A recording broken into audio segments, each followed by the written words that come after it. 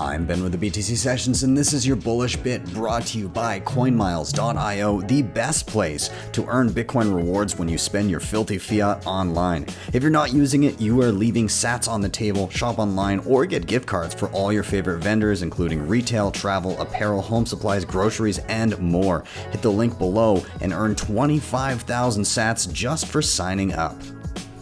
So I just want to bring up this one particular, this is called Mutiny Wallet. And so Mutiny Wallet is a Lightning wallet that is kind of focusing on being accessible despite whatever app stores may do. As we've kind of seen the past little bit, there's been some stuff in and around, especially Nostr with Damus and any other iOS apps in and around Nostr that have zapping, or basically tipping people and sending Lightning transactions back and forth, that Apple has basically said, no, you're not allowed to do that. You can use Apple Pay instead. We want our 30% more or less. And so they've begun forcing apps like that to remove Lightning. And for me, it kind of harkens back to the day when I first abandoned iPhone back in, I think it was 2014 or 2015, when they initially banned all Bitcoin wallets from the App Store. And at that point, because I was going down the rabbit hole and was so excited about Bitcoin, that I was like, oh, wow, they can just do that. I guess I'll go somewhere else. And that's when I first started using an Android phone. And kind of since then, I haven't gone back. But it's giving me memories of that. And so any app store is a single point of failure, whether it be iOS or whether it be Android, or rather the Google Play Store.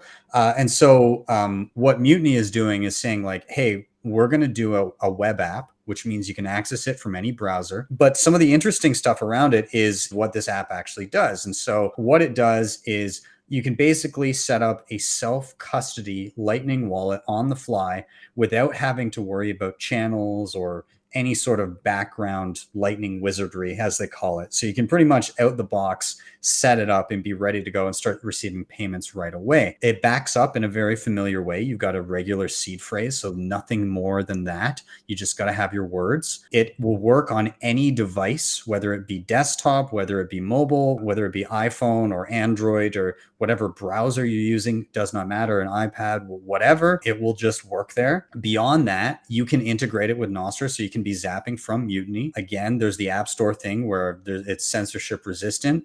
It's open source, so you can audit it, you can create issues and suggest changes, and you can also fork it if you don't like how they're doing it. You can even host the infrastructure yourself if you don't want to trust them and their code and the way they're hosting it. And then they're also starting to integrate things like they say they're going to be dropping synthetic USD, basically being able to have like a stable USD balance with DLCs. And they're also integrating CoinJoin. So they're doing a whole bunch of different things. I didn't realize how much they were doing until I was looking at it with their latest updates in the news today. And it just looks really cool. And I'm kind of excited for it. And outside of this, in terms of other Lightning things like Phoenix Wallet, which is also self-custody, you don't have to be non-custodial, is doing really cool things with how efficient they are with their like channels and everything in the background, stuff that the regular user doesn't have to know. Phoenix Wallet is really making things a lot more efficient. And then beyond that, the other one I'm very excited about is Zeus Wallet. They're going to be rolling out a non-custodial way of using Lightning on your phone, which doesn't have to link to your own node. It will just be a node running entirely on your phone. And if I'm not mistaken, they're going to have Lightning addresses too.